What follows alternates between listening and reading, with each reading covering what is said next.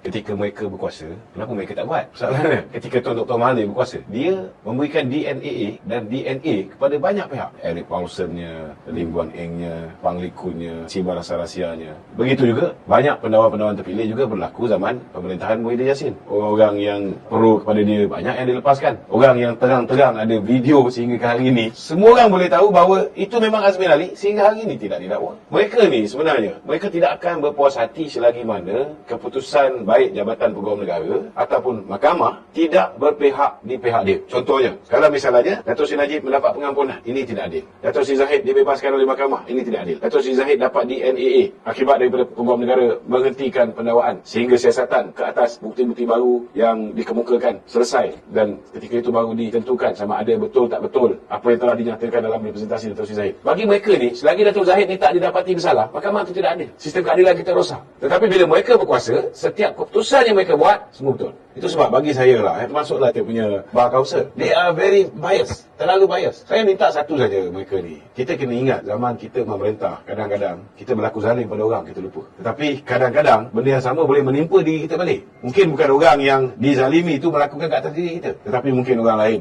yang melakukan ke atas diri kita. Jadi bab kata orang tu, nak berlaku zalim tu jangan sekali. Kita kembali pada prinsip Islam. Kalau kita tengok, lebih baik kita bebaskan 10 orang yang bersalah daripada kita memenjarakan satu orang yang tidak bersalah. Dan bagi saya konsisten bahawa hari ini satu orang yang tidak bersalah dizalimi oleh manusia bernama Mahathir Mohamad. Kerana dendam kesumat dia di atas perbuatan dia, hari ini orang yang tak bersalah berada di dalam penjara. Sedangkan orang yang menikmati 715 juta, orang yang menikmati 85 juta, orang yang menikmati 75 juta US dollar, orang yang menikmati 1.2 bilion masih boleh main poker dekat Macau. So, di mana letaknya keadilan? Hari ini ramai orang yang tak puas hati ialah kerana orang yang turut menikmati duit daripada penyelewengan duit 1MDB ni tidak dihadapkan ke muka pengadilan. Sedangkan 42 juta yang masuk dalam akaun Dato' Sri Najib, yang Dato' Sri Najib tak sedar. Dia dah bersumpah dengan kalimah wallahi wa billahi wa tallahi. Dia tidak pernah mengarahkan sesiapa memasukkan duit itu dalam akaun dia, dan dia tak tahu menaruh. Dia hari ini menjadi bangsa. Sedangkan 42 juta ringgit itu detail, tak ada satu pun digunakan untuk tujuan peribadi. Semua untuk program-program CSR UMNO dan sebagainya. Jadi itu sebabnya kita di peringkat UMNO, kita akan pastikan bahawa perjuangan untuk membela nasib, tidak kira lah, bukan hanya Dato' Sri Najib, akan dapat diteruskan. Dan disebabkan kita hari ini berada di dalam kerajaan, saya begitu yakin pemerintahan hari ini,